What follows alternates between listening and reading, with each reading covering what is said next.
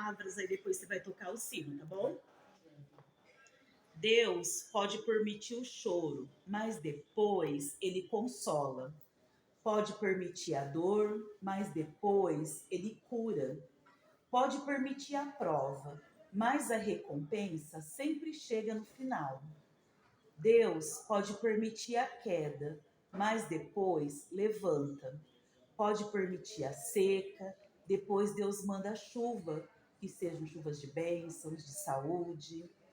Pode permitir a luta, mas depois Deus sempre chega com a vitória.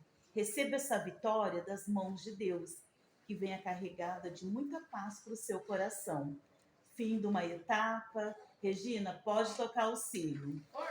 Força! Aê!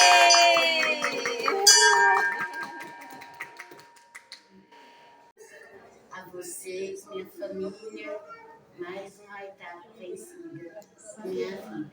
Muito obrigada pelo carinho, pela atenção. Vocês são uns anjos pra gente que passa por isso. Imagina. Tá? Muito obrigada. Imagina, parabéns.